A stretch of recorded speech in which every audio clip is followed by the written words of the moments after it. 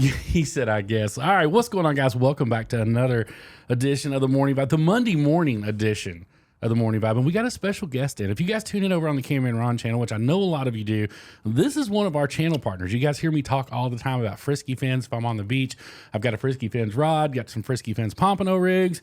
This is the man. This is James Pemberton of Frisky Fins. All the things.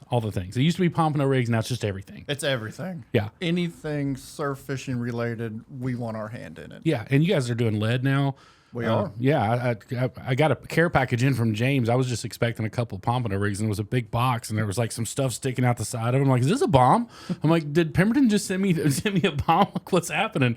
And it was really, really heavy, which if you know anything about pompano rigs, they're not heavy. And I picked it up and opened it up, and there was Sputnik sinkers in there. I'm like, oh, here we go. Let's go. We expanded to do some Sputniks this year.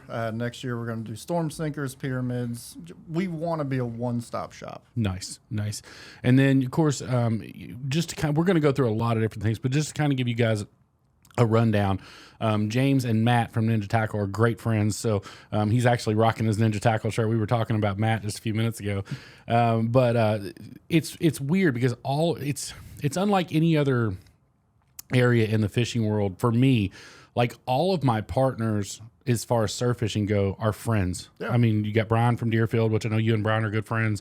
And that's my three main partners as far as surf fishing goes: Frisky Fins, Deerfield Manufacturing, and Ninja Tackle. And all three of you guys are like really good friends. Absolutely. Matt and his buddy John were just down at the house for over a week. And Brian from Deerfield actually gets in on the 17th. I knew he was coming down for the pomp. We got a big pompano tournament in our area that's coming up. Are you involved in that at all? So we are. We're actually involved in both of them. Okay. That's right. There's two going on. So now there's two. The first one's going to be the Pompano Showdown with Blaine Roberts. We are one of the middle of the run sponsors for him, giving away a free rod, bunch of rigs. We'll have a booth set up. Tons of stuff to sell and probably a bunch of stuff to give away as well. Nice. Yeah. And then, of course, I'm assuming you're part of the Beach Bum Outdoors one that they're doing, the month-long one or whatever that is. We are. I just saw a little bit of that. I guess I just saw it pop up on my feed the other day. I didn't really look into it that much, but I guess they're doing theirs like, I'm assuming kind of like what the Fever did back in the spring where you can weigh in for a solid month at different locations is what they're doing with that. Absolutely. I know they have 2, maybe 3 weigh-in spots. I'm just going to be at the one in Gulf Shores. So. Gotcha. And we do that a lot in our area, guys. If you're not familiar with the Panhandle, and I'm sure they do it in other areas too, but most of the time when you hear a tournament is going on, it's like a 2-day tournament or a 1-day tournament or whatever's going on. But it's a really cool deal down here in our area, and a lot of the bait and tackle stores put them on. Some of the different individuals, like the Fever did the one, they kind of took over the one in the spring, but they run it for like a solid month. I know Gulf Breeze Bait and Tackle, they always have some kind of tournament going on. Always something. But it's really cool because if you can't fish like that day of the tournament, like the Pompano Showdown is it's a 3-day tournament. Is that right? Yeah. 2.5. 2.5. Yeah. So, but if you can't get out and fish those 2.5 days, a lot of these longer, like event-based tournaments gives you an opportunity to do that. Yeah. But the one good thing about the 2.5, 3-day tournaments is it really shows who's dedicated. Yeah. Last year it was 4-foot, 5-foot, 6-foot waves blowing. Are you talking about the spring or the fall one? So the spring last year was horrific. Yeah, I remember hearing, because I went out to the meet and greet at the beginning of the spring one this year. Mm-hmm. I was out there. I went out there and met with Brian and a couple of our partners were going to be there at that. So we went out there and kind of met with those guys. But it is cool if you've never experienced like one of these 2.5-2-day tournaments, whatever it is. The sense of community is definitely way heavier in that than what you're going to see, because you might go a whole month and never see another pompano fisherman or whatever you're targeting that time.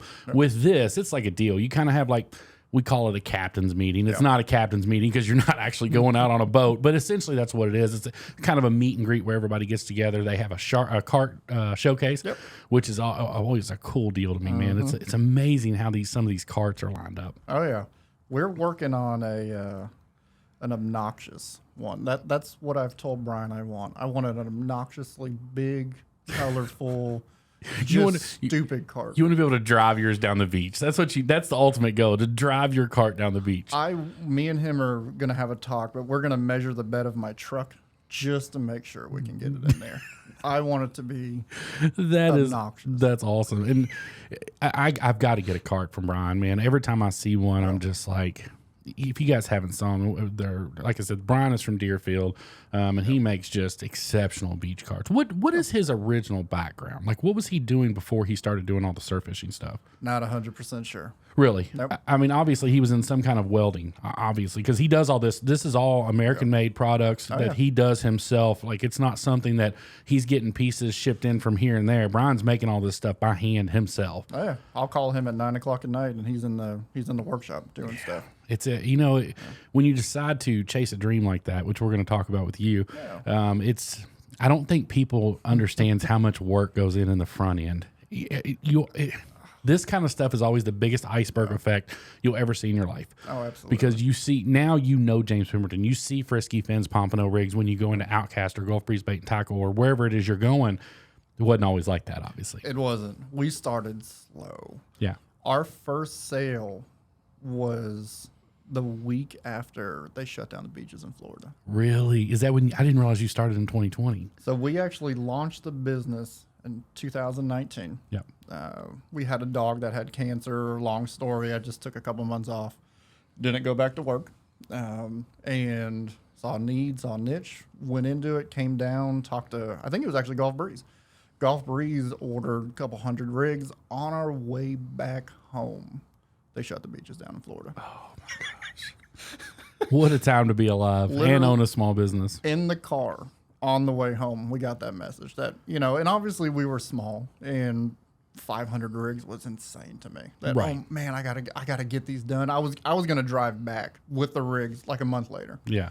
And that's when everything shut down. Did they still take the order? They did. Good. So they actually took the order. We actually did custom rods for them too. And that was the big one that they were kind of like, hey, let's maybe not get, but they ended up taking everything. Good. But that was when we started, was in the middle of everything. I mean, hey, if you're gonna make it hard on yourself, just make it hard on yourself. Just go all in and start in the middle of a pandemic, and start your small business then. And it's not even just the tackle shops. It was, I had never been a vendor for anything. Sure. I had never bought product from anybody, and all of a sudden it was, we don't have hooks. Yeah, you can't purchase swivels. We don't have them. Yeah, and we still had tackle shops calling. Sure. People were still fishing.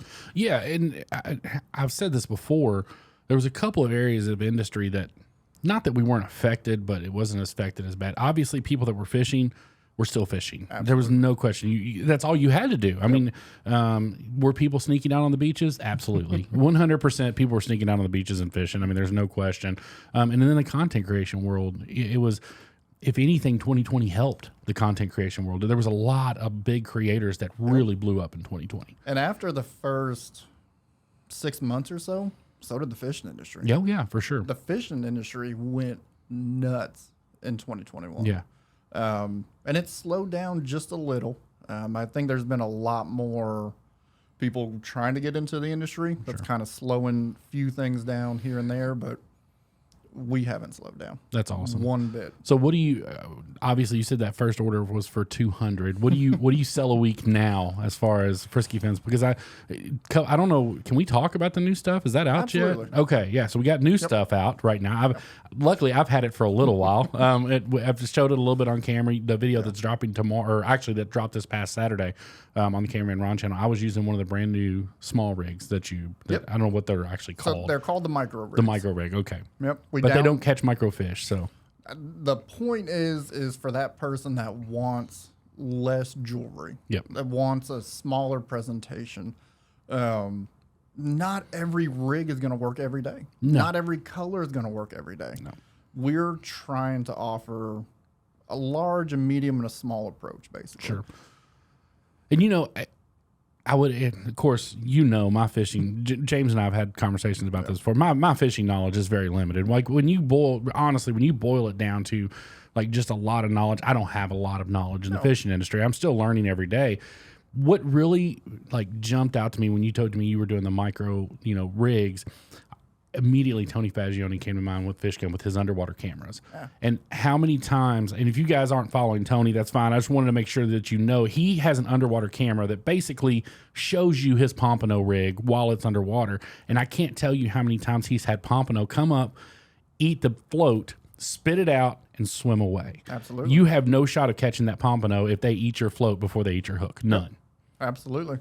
And that goes back to having certain size floats as well. Sure. There's days where you need that attractant. Oh, for sure. And that larger float's going to work a little better. In the middle of the summer, you have ladyfish that are very, very much sight feeding fish. Yep. I downsize floats every summer. In the winter, I want a smaller presentation. There's less sand fleas in the water. There's less bait in general. I want a smaller presentation. Sure. That's where the micro rig comes in. Yeah. I have every color, every styles that aren't on the website in my tackle bag. Every day is different. And I will say this. I don't know if you guys aren't following James on all the social media stuff, I'll have everything linked down in the description box below. You just released a color that finally the people have been pleased, James. I don't know why the purple and orange is like I don't get it. Maybe because it looks somewhat like Florida Gators. Maybe. I don't know. It was like, I've seen you talk about that. And then finally James broke down and released a purple and orange based pompano rig. I did. And for people who aren't in the float industry, purple is actually a really difficult color to work with. It bleeds into the white, so we do a white and purple. When I was worried with the orange, so we had them do a specific color and kind of a different combo the way they put it in. Purple and orange will be a game changer, I think. Really? Do you think it'll make a difference? I hope so. I mean, there's definitely people out there that think it. I mean, my goodness gracious. It's because if you guys saw the comments, it was like everybody wanted this purple and orange pompano rig. Well, and we get requests for it all the time. Really? People always. So if you send me a message on Facebook or something like that, and hey, I'm going to order some rigs, can you put a certain color float here? Absolutely. I don't care. Purple and orange. People always want a purple on top, orange on bottom. Can you do different bead colors, purple and orange? I hope it's as good as people want it to be. Yeah, it's my personal favorite color is white. Oh, for sure. I like white. Yeah, well, I mean, it blows my mind because, of course, it depends on the fisherman you talk to. Absolutely. But the vast majority, and tell me if you think I'm wrong, blue and silver seems to be king on anything that moves. Like if you got a bait in the water, if you can get a silver flash or a blue flash, it seems like everything eats that. Absolutely. We actually tie a rig for the fishing girl who's over in Kathy Sanders. Yeah, over on the East Coast, and she does a silver rig. Nice. Silver bead, silver float, a little bit of everything. Gotcha. Kathy's a cool deal over there, man. She was actually just on Demo's podcast here not too long ago. She does a really, really good job over there on the East Coast of Florida. How far spread are Frisky Fins pompano rigs? What's your geography? So all over Alabama, obviously, which is just a small spot. Basically everywhere in the Panhandle, other than one or two shops. Northeast Florida, we really haven't gone after. The South Florida. Mainly for a friendship reason in that area. Pompano Rich, who we were just talking about. Yeah. I've kind of not gone after that market. Sure. Yeah. I mean, it's. I'm sure you don't mind me talking about Salty because Salty's right here. We have another pompano rig maker here locally, and it's funny because, of course, we're all kind of a close knit community in our area. I was just at an event, I don't know, back in the spring, James and Salty was there, and it's automatically people assume you guys just don't like each other, and that's just not the case at all. It's just that there does not have to be drama. No, and it's if you think about walking into a tackle shop, if they only carry my rigs, I might lose a sale because somebody's coming in looking for a Salty's rig. Right. He might not have a color on. I want him to be in every one of the tackle shops I'm in. I have no problem with competition. Yeah, there's so much room in this industry for everybody. Yeah, there really, really is. It's insane. Hang on a second. Getting a phone call. Hello? Hello, is this Ron? It is. Ron, I was listening to your podcast. You guys live with Frisky Fins? What? Are you guys live with Frisky Fins? James from Frisky Fins? We are recording a podcast with James from Frisky Fins, yes? Look, I got to talk to that son of a gun there. I have a problem with his rigs. They keep falling apart. What? Do you not speak English? Who is this? I'm just one of Frisky Fins' customers, and I'm having a problem with his rigs breaking all apart. It's not really a problem we've had. I mean, James is sitting here; he can hear you too. Oh, that weasel's on the phone too. Look, he makes so much crap. It's not even funny. I can't hold the bottom. That's not really. I mean, that's more going to be your weight there, bud, not your pompano rig. Yeah, but he makes the lead weights too, right? The spider weights. You Sputnik weights. Yeah, whatever you guys over there call them. Whatever the U.S. people call those things. Guys, welcome to the podcast, Matt from Ninja Tackle. We have got Matt on the phone calling in. As I told you guys at the beginning, Matt and James are great. That was maybe the best British accent I've ever heard. Did you have any idea that was Matt? I figured it was one of two people. You figured it was one of two people. Huh? Yep. When you first picked up, I know you can't see James's face, but he was definitely a little concerned. Yeah. When you started talking about us being live, I'm like, dang, you went all out on this, bro, with the accent and everything. I'm like, that was pretty funny.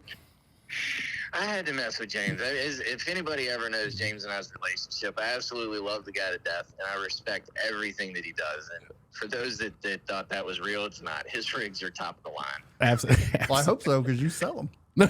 That's very, very true. We could go on ninjatackleva.com right now and buy Frisky Fins pompano rigs. I'm just saying. So. By the way, if you want rigs with painted hooks, which I hate doing, they are on his website. He probably only orders the pink ones, though, doesn't he? He uses a lot of the pink. Does he? I figured as much. Look, there's nothing wrong with the pink lures, okay? Pink lures, pink floats, pink rigs. Hey, Catches fish. I made an entire video about pink rigs and lures and drove all the way to Tennessee one time and shot a video about it, so it's perfectly fine. I totally get it.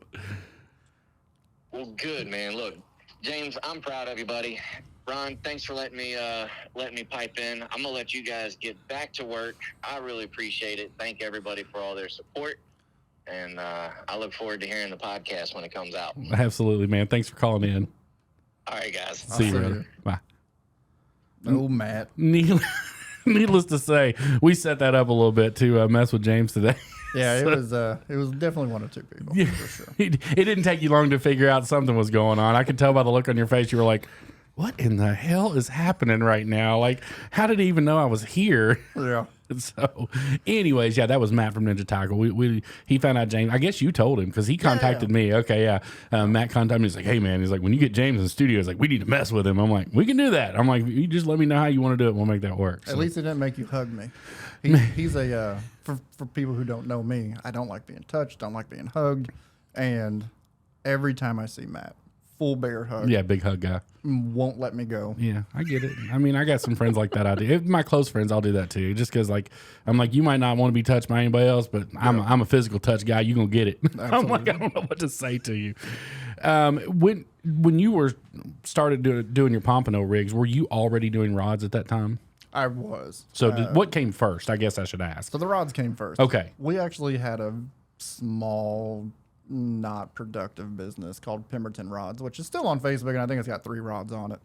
I love learning about new things. Got you. Got into rod building, fell in love with it, wanted to do all the fancy, cool wraps. My ADHD won't let me. Gotcha. So the rods came first. I fell in love with doing simple, very functional rods. Yep. And that's kind of what we specialize in. Yeah, and I mean, you guys have seen me. If you guys do tune in over on the Cameraman Ron channel, my Frisky Fin surf rod, I call it my lucky rod. It's basically built on the blank that the 11-foot dagger is built on. Yep. Definitely has some very different distinct ones. I love the butt of the Frisky Fins rod that James hooked me up with. But like last year, this spring, every pompano I caught was on the Frisky Fins rod. Awesome. I'd put them out side by side. I mean, I know it's just luck of the draw, but it was just like every single time I went out. So I was like, this is my lucky rod. Like I haven't caught anything on anything else. So this is definitely my lucky rod. So And then do you just build search rods or do you build other standard rods too? So we pretty much do everything other than like jigging rods and fly fishing. Gotcha. That's just not something I'm into. So I've never used one. Don't know what's good about them, bad about them type of thing. Well, I've got a ton of fly fishing gear at my house that a subscriber sent in. Shout out to you, James.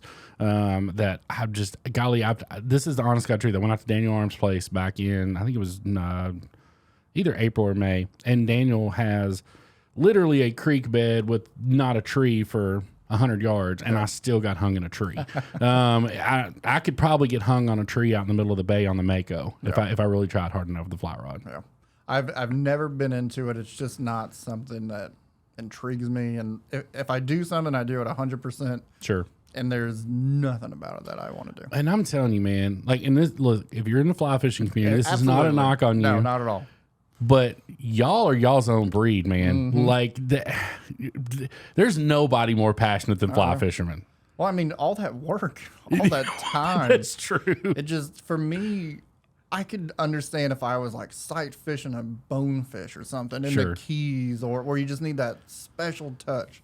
But to go catch redfish, I can't do it. No. Or trout. I can go catch a trout on a piece of corn, like a rainbow trout. Yeah. Oh gosh, don't tell them that.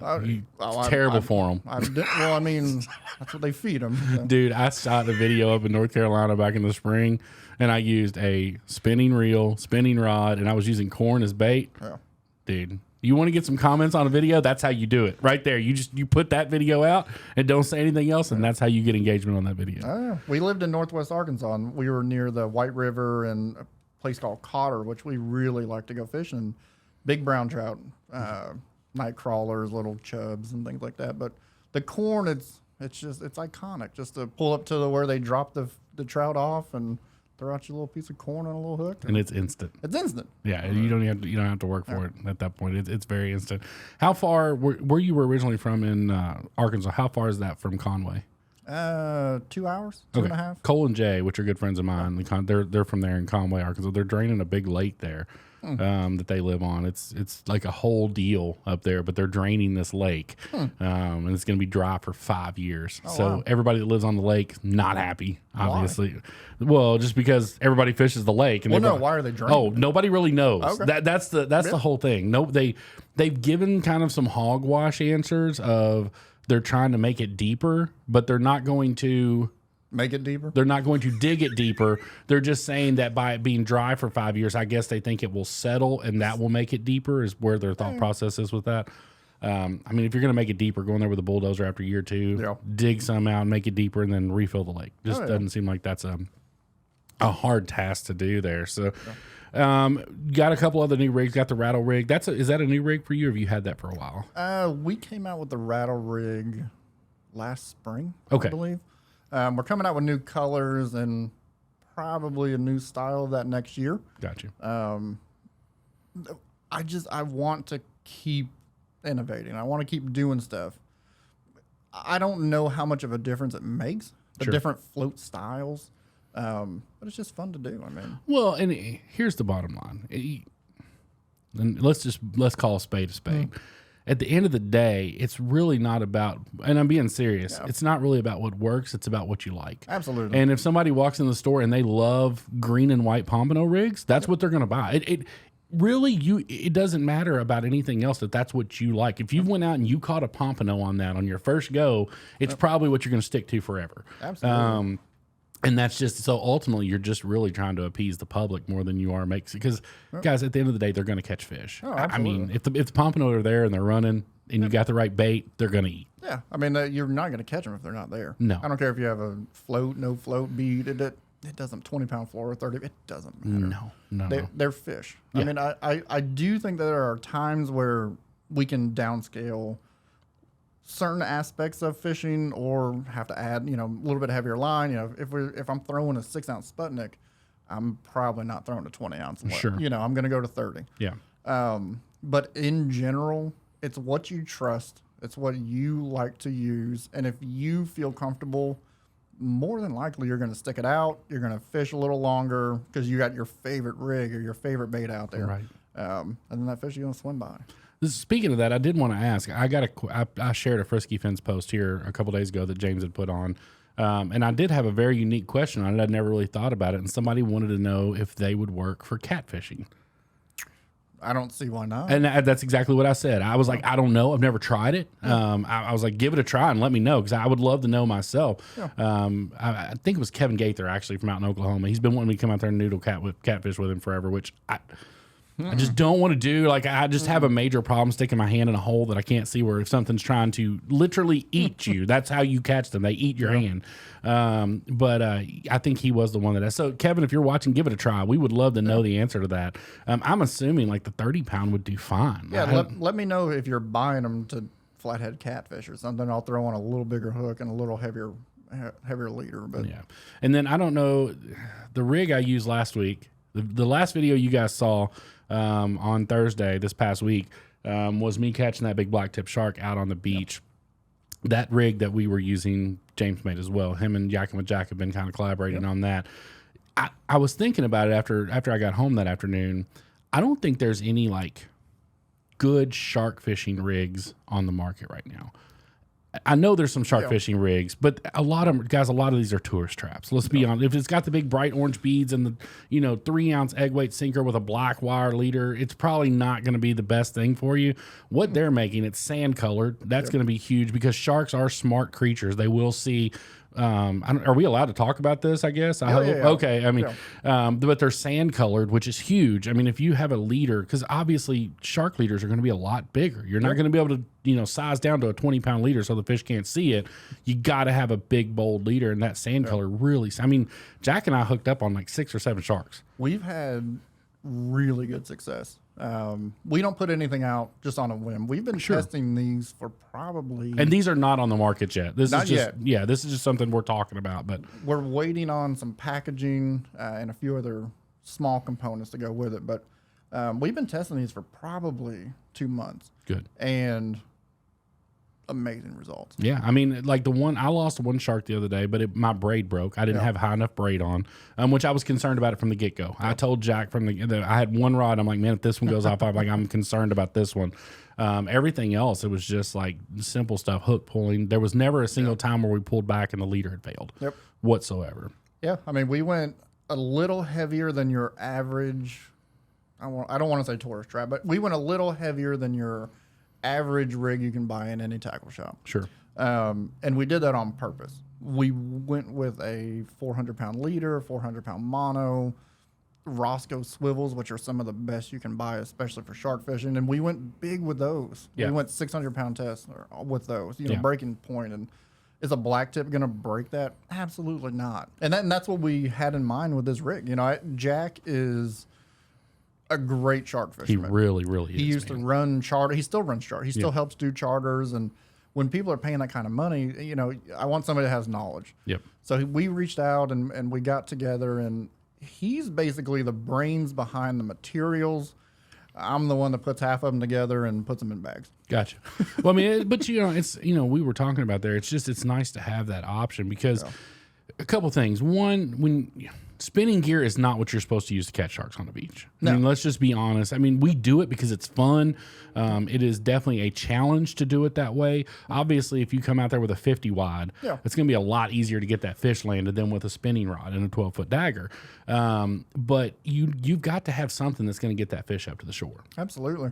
And talking about the 50 wide, because now you have to have a kayak. Right. Now you have to have a drone. Yeah. Now you have to have an RC boat. Yep. Where with the rigs that we're doing, maybe you have to walk out to the first sandbar, to really get it out there. I don't get in the water. That is there are sharks out there, and there's stingrays, and there's others. I don't get in the water. Every shark that I've caught has either been taken out with a drone from Jack, or I've cast it off the beach. Yeah, and it's it's funny because every time we post a shark fishing video, there's always that one comment, and they're like, "You shouldn't be bringing those sharks in that close to the beach." And I'm like, those sharks are already that close to the beach. Like, and there's a lot of them. Yes. If you don't think sharks get that close to the beach, just go to the pier. Yeah. Just walk out on the pier and just watch down the beach, and you'll see them. Any pier. Any pier on any beach. Absolutely. It's not just ours. That's any pier. Those sharks are there and they're close. And I think the vast majority of people would be terrified if they realized if you get in the water at the beach and you spend any time there, you've had a close encounter with a shark. Absolutely. I can 100% comfortably say if you get in the water, you've had a close encounter with a shark, whether you realize it. 99% of you don't realize it, but you have. Yeah, and luckily the good thing is most of the sharks in our area are harmless. Yeah. And not harmless, but Sure. You're not going to get your leg bit off by a black tip or anything like that. You know what scares me more than anything though? Like I'm not scared of sharks. I'm really not. Like I used to be before I moved here. And then once I moved here and I started catching them and handling them and kind of seeing things, the one time where I still get a little bit of fear for a shark is when I have a big bull red and it gets sharked. Yeah. And I realized that you start doing size comparisons, right? Like you got your bull red and he's like this big around, and then you look at your leg and it's about the same around, and the whole back half of that redfish is gone. It's like, if he wanted to take my whole leg off, he certainly could do that without any problem. People give me a hard time for not wanting to get in the water, and that's their domain. You've never heard of a shark attack on land. Well, this is true. I don't know. That one movie, Sharknado. Oh yeah. It's the same. Not to get off track, but it's like my wife. She's a big hiker, and why would I want to go into where there's grizzly bears? Yeah, it's beautiful. I'm sure it's amazing. There's grizzly bears. Grizzly bears that kill people. And it's not a laughing matter, but I actually had a friend when I lived in Kentucky, and his wife's brother, this is a true story, this is not made up, I mean it was all over the news, was an avid mountain biker. And his lifelong dream was to, I can't remember what national park it is, but he wanted to ride every trail in this national park. Took his bike out there and spent 2 weeks, and he was like almost through it. He came around a corner and he hit a grizzly bear and it ate him. Oh, yeah. I mean, that's not a laughing matter, but it's like, that's how quick things can turn on you in nature when you go to their environment. Absolutely. Yeah. And again, it's not the black tips or the spinner. It's that bull shark that's cruising in 2 feet of water. That's the that one I can't see. Yeah. That's what I'm worried about. The bull sharks have like the highest level of testosterone of any animal on the planet. That's a fact. That's a scientific fact. And over in Alabama where I fish, our water's a little dirtier than it is over here. Yeah. And it's one thing if I could see it coming, I guess, because in the back of my head, I'll look left, right, before if I went out there. But you don't see very well in that murky water over in Alabama. And that's where they're going to hang out. Scaredest I've ever been went wade fishing in Texas. Yep. And I'm like, in my mind, I'm like, wade fishing. We're going to be in, I don't know. I don't know what I was thinking, to be honest with you. We get off the boat. I'm in water up to here. My feet are stuck like a foot in the mud, and I'm like I'm fat and out of shape, so that part wasn't fun. And then it started. I'm like, wait a minute, is this salt water? And they're like, oh yeah. I'm like, is there sharks out here? And they're like, oh yeah, for sure. And I'm like, and in Texas, their water's chocolate milk. You ain't seeing nothing over there. Yep. And that's where they're coming in. They're not coming in to attack you. They're just coming in to investigate, but they investigate with their mouth. Yeah. they don't tap you on the shoulder. Yeah, they don't tap you on your shoulder and ask you what you're doing there. So anything major coming up for Frisky Fins, we'll wrap it up. We like to keep these about 30, 45 minutes. We don't like to take up too much of your time. But anything big coming up for Frisky Fins? Oh, man. We have the opportunity and talks to kind of expand a little bit. I don't want to get into it too much because it is just kind of on a whim right now. Sure. But we've set ourselves up with kind of the right people. There's a lot of very good people in this industry, and I've run into most of them. Yeah. There's a few here and there, but hopefully next year we can expand into more of a national brand, I guess would be something along those lines. And if it doesn't happen, it doesn't happen, but hopefully it does. New rig styles next year. We're probably going to redo websites and things like that, but just offering more products. We're going to offer some snapper rigs next year. We're going to offer some circle hook rigs, just adding to what we already have. When's the YouTube channel coming? That's what I want to know. So the YouTube channel is up. I have 4 followers, I believe. Maybe 5. I bought everything to do it. Bought a brand new I remember that. I went out and bought a brand new Mac laptop, everything. And I just can't do it. What are you struggling with? The editing. Really? Yeah. So I just don't have enough time. Like we were talking at the very beginning about not seeing the front end of all of this. Yeah. My average day is 16 hours. Gotcha. 14 to 16 hours a day. I've been working since 7 o'clock this morning. Drove here, gonna do this, gonna go home, and I'm gonna work until 10 o'clock at night. Now, are you still hand tying all your rigs? So I have 3 people Okay. that now hand tie with me. I can only tie so many rigs, and last year I was maxed out. Sure.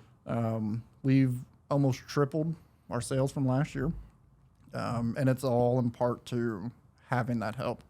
And if there's anybody else that would like to tie rigs for me, That could be a work from home job. it is. I mean, that's it. One of the girls that works for me, she just had a baby and gets to stay at home. I mean, she does it full time. That's her full time job. That's awesome. A couple other guys, the luckiest angler, I'm Okay, sure. yeah, I know who that is. He ties rigs for me. And then Michael and Faye from Alabama Surf Co. Yeah, I don't think I know them. They're local Gotcha. for me. And he actually might be doing some jigs for me too. Okay, awesome. Because again, I just don't have the time to do everything. Yeah, I mean, well, I mean, like you said, you just reach a point where you can't do anymore. I mean, we just launched a brand new channel on Saturday. This is our 4th channel between Sarah and I, and basically, like, we post. And you've heard the old saying, you do something every day and twice on Sunday. We post every day of the week and twice on Saturday. I mean, that's the truth. I mean, between the podcast and Cameraman Ron channel and then Sarah's channel and now the review channel, we post every day of the week and then twice on Saturday. Yeah. So it's like, well, and for us, we've tried to keep everything as local and made here as possible. Sure. Obviously, there's things that we just can't have made here. right. I mean, right. as far as a financial side of it, I'm in business to make money. Absolutely, yeah. And there's some people who are just, you should, blah, blah. It's like, man, this is how I feed my family. Right. My wife, she's got a really good job too, but she's a travel nurse, by the way. Nurses save lives. There we go. That's right. But we try to keep everything as local. I hand paint every single jig that goes out of my shop. Every single one is hand painted, hand baked, packaged by me still. We're not doing as many rigs, or I'm not doing as many rigs, but last year I think I did 43,000 by myself, hand tied all day, every day. That's a lot of pompano rigs. It's 300 rigs a day. Really? That was my goal, was 300 rigs a day, which doesn't sound like a lot. Oh, that's a lot. That's a lot. Like if you've ever like, pompano rigs. so I will tell you guys, when I got back from Myrtle Beach, I went to James and I had this. The reason I got the care package because James and I just had this conversation. I went to Outcast and they didn't have any James's rigs. None of Salty's rigs was there. They were just sold out of everything. And I was like, I'll just tie my own. I'm like, I've seen enough pompano rigs. I mean, and I did. Like I tied my own but no, I'm telling y'all right now, I will pay for a pre-tied pompano rig all day, every day because I can do it. Yeah. It's not a matter of not being able to do it. I just don't want to. I want to take it out of the package and tie my leader on and be done. So do I. I mean, that's my goal. But from start to finish, if I'm moving, I can about 1 minute and 20 seconds. Really? From starting the rig to in the package in my box ready. Yeah, mine was not that fast. Yeah. I'm thinking more like 12, 13 minutes. Like, you probably wouldn't want to hire me. Oh, yeah, Let's put it that way. I don't think you'd want to hire me for the job at all. No, it definitely takes a lot of getting used to. A lot of arthritis cream on my hands. I bet. That was going to be my next question is, I would think there's got to be something you can invent that helps, like some kind of machine that you're still hand tying them, but that like kind of does it for you almost. Like you put the leader in and it like does. It's got to be something in today's day and age. It's called a debit card. No, okay. So I can get them made that way and shipped in, but again, we're trying to do as much as possible. No. I'm not talking about that. I'm talking about like literally. There's like an actual machine. Yeah, like there's got to be something that you can like sit on a table and like. Put it in there, pull it, and it ties the knot. There's got to be some. If you're an engineer out there and you can help James out, y'all shoot us a message and let us know. Yeah, because I have a debit card and I will happily. But I mean, imagine how great that would be if you had. Because you're not going to tell me today's day and age there's not somebody who can come up with that where you just run it through and loop it and then it ties it. Run it through and loop it and ties it. I mean that. So me and Ninja Tackle have talked about this forever. I bounce a lot of business stuff off of him. And the amount of money that we'd have to invest into something along those lines is probably substantial, but over 3 months it'd pay for itself. Oh, for sure. And because then it saves the amount of time and consistency. Sure. There's always going to be bad line. I'm always going to get a bad batch of spool or a spool line somewhere. there's always going to be a hook that breaks. There's always going to be something. We do 100,000 rigs a year. But just to know that consistency is there every single time, and then to know that it was just, we just got a bad batch of line or something. Right. And it wasn't me pulling the knot too tight. Right. Something along those lines. But yeah, if you're an engineer or you have one of those that I could purchase, please. I mean, I just think, because if you think about it, like if you think, I don't know what, the cost evaluation, I don't want to get into that, but like if you could go, you said you can make one every minute in 20 seconds. If you made a machine that could make 3 a minute, you just tripled your money. Absolutely. Because the material is not going to change. The cost of the material is going to be the same. Doesn't matter whether takes you 10 seconds or 10 minutes. Yep. The material cost is the same. So the only place that you can save money is in your time. And to me, that's the most important thing. Absolutely. It took me a long time to, obviously I have to pay my rig tires. Right. And so I don't make that money. And for me, it was like, oh man, I'm losing, 65 cents or 75 cents or whatever it is. And, we sold 50,000 rigs last year. Man, I'm losing all that money. But now we can sell 100,000 rigs. Right. And my hands aren't cramping in the middle of the night. And it allows me to come do a podcast. Yeah. It allows me to go fishing. It allows me to do stuff like that and enjoy what the business has offered me. I can tell you from one small business owner to another, it is the hardest thing in the world to let go. For me too. And when we were in the wedding industry, when Sarah and I first started filming weddings, I was very hands-on. Every wedding I was a part of, I was there. I was making sure that the shots were the shot I wanted. First time I ever turned a camera over to one of our girls and was like, "Hey, go film this wedding." Y'all, I was calling them every 5 minutes to the point where they finally were like, "You got to stop. Like, we can't work because you're calling so much."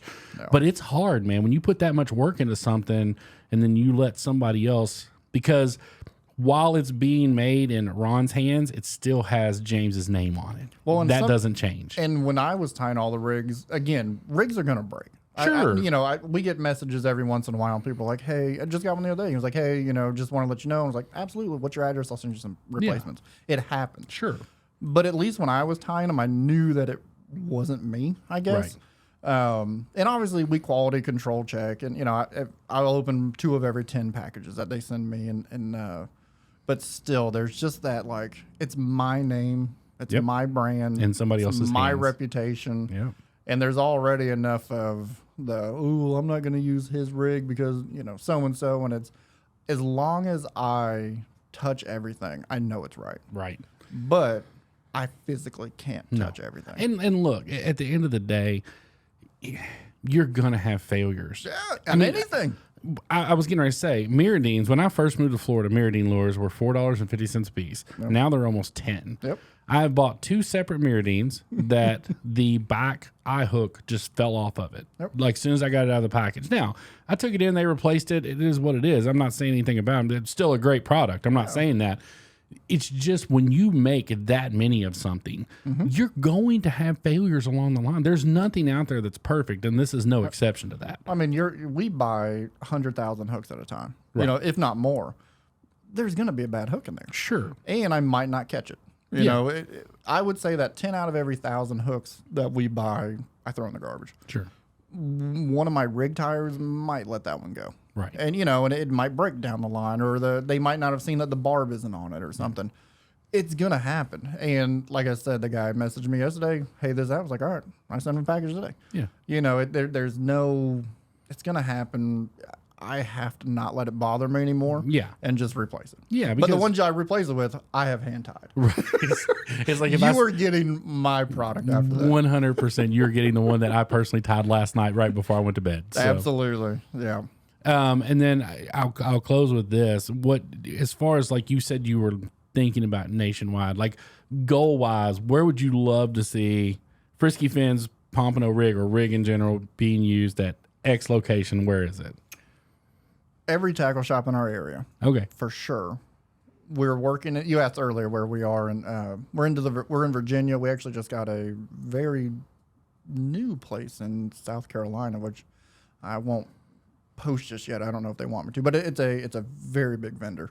I would love to be in academies. I'd love to be in Bass Pro, West Marine. I want this to be a brand that you can get anywhere. Nice. better quality than what you can get at some academy. You know, again, not taking away from their brands, but we would still want it somehow to be hand tied, sure, made here, if at all possible. Absolutely.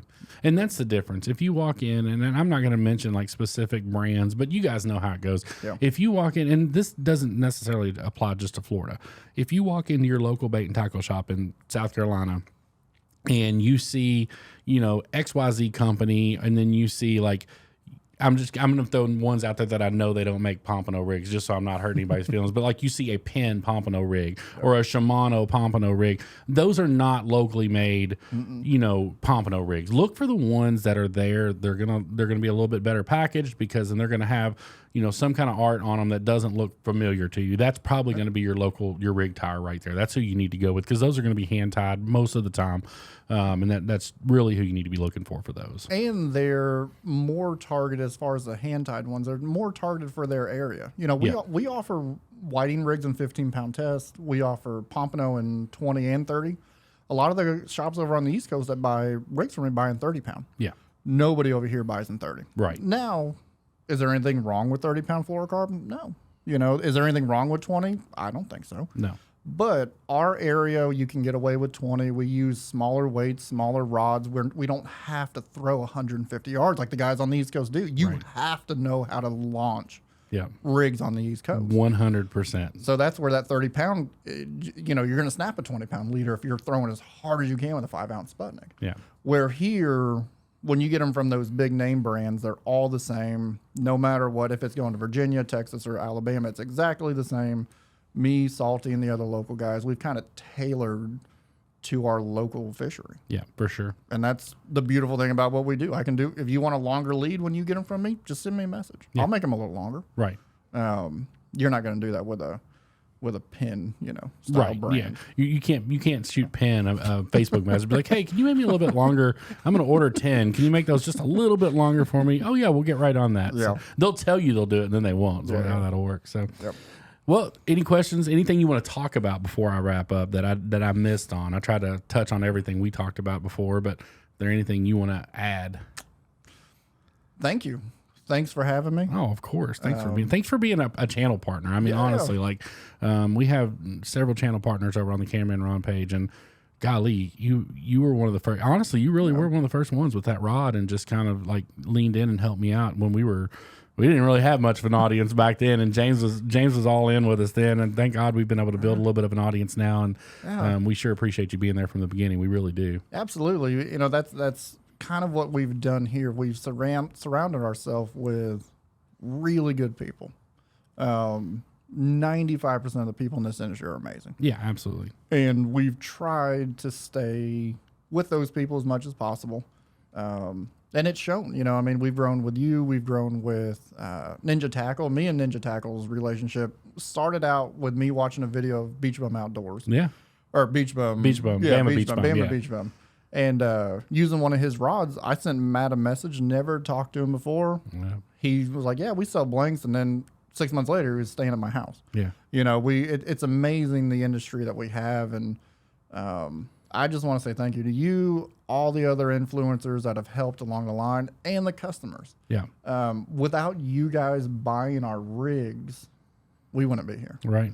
You know, we kind of talked on our, this will be the last thing, but when we first, when we first got going, it was during that bad time.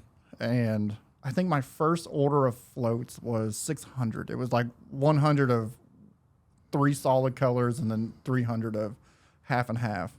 We've ordered over 250,000 floats this year. That's crazy. And we really didn't sell anything in 2020. So we've had 2021, 2022, and then most of this year. And that's how fast it's gone. That's awesome. And it's been just overwhelming at times. Yeah. You know, just, my wife, she's a travel nurse, and she's allowed me to build this brand. And that's really what we were looking for, is building a brand. Sure. Building a lifestyle. Yep.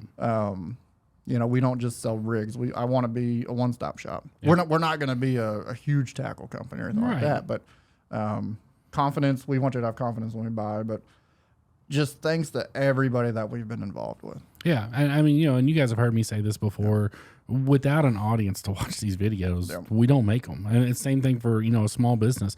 And that's what all this stuff is. It is small businesses. And we accredit everything we get to do and we do to the audience, to the clients. And it's really cool to be able to like get involved with people from an early stage and grow with them. I mean, Matt, he walked into my office. We were in the office across the hall.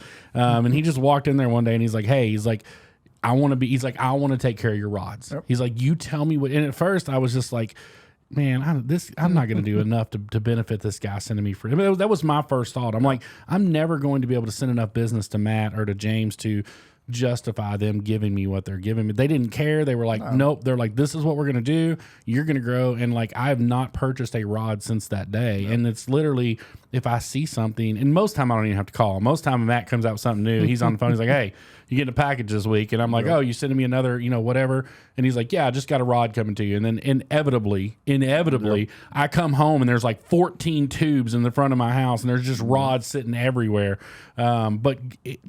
For us to be able to have that, for you guys to put that trust in us early on, there's something really special about that. I think a lot of it with me for sure is I just enjoy watching your guys' content. Yeah. And to be a part of it, when you and me first got together, I'm pretty sure all my first texts or emails say the same thing. Hey, I'd love to send you guys something. We love watching your videos. Use it. If you don't, give it to somebody. Yeah. I'm not somebody who, you and me don't have a contract. Right. I don't care if you use Salty's rigs or somebody, there's, that doesn't matter to me. Sure. And I just enjoy seeing my rigs catch pompano on your channel. Yeah. And other people's channels. Yeah. And it was, dude, it was like, all it is. Could I give away the rod? Yeah. Am I going to? No, because it's in Kentucky blue and white and it's got a that's my rod. I give away a lot of things on my channel. Yeah. That's never going to be one of them. Like if you're ever like watching, like, man, I hope he gives that away someday. That's probably not going to happen. I'm just being honest with you right now. Rigs, you hit me up. I'll give you some Frisky Fins. We've actually put Frisky Fins rigs in the swag bags that you guys see us give away every month. I've thrown a few of those there, especially back in the spring. I had some of those in there, but it is cool. It's awesome to have those collaborations, and it's like I said, like I don't do contracts anymore. I don't do paid sponsorships on the channel anymore. Well, I'm sorry, I did one. Yeah. I did the Temu. But that's because, guys, Temu was throwing around so much money, you couldn't say no. Like, they were just like, you tell them no, and they'd come back and be like, well, what if we pay you this? And it's like, and it's like they come back, and ultimately, like, they came at me with a number, and I'm just like, I got to do this. Like, it reaches a point where, as a business person, you can't turn that down. So that's literally the only paid sponsorship I've done all year. But that's what I like. I like being able to come on there, because this has never been the case. But if I've had bad rigs, I would tell you guys and be like, hey, don't use this. I've never had that happen at all. But that's the beauty of not having a paid sponsorship. If you have a paid sponsorship, there's almost an obligation there to say nice things. If they never have. But if James sends me rigs and every one of them's just terrible, I would have, at the beginning, I would have told you guys, be like, hey, this is probably not going to be the best product. That's never been the case. But when you do partnerships rather than sponsorships, it gives you that opportunity to be honest and give a solid review on a product. And then obviously, actions speak louder than words. Obviously, if the rigs weren't good, I wouldn't have been using them for the past 3 years. The rigs are better than I am. That's the problem. I don't catch a lot of fish, but it has nothing to do with the rigs. That's way more on me than it is the rigs. So I appreciate it. Well, guys, that's all we got for you. Thank y'all so much for tuning in. We truly appreciate you. James, thank you so much for coming out and sitting down with us. We greatly appreciate you, man. Keep doing what you're doing. Guys, I've got all James's stuff linked down in the description box below. Shout out to Matt for calling in, messing with James a little bit. I should have given him a hug. I didn't know that was a thing. But guys, we will see you all on the next one. Y'all take care. As always, make sure you find a way to make somebody smile today. You never know. It just might change the world.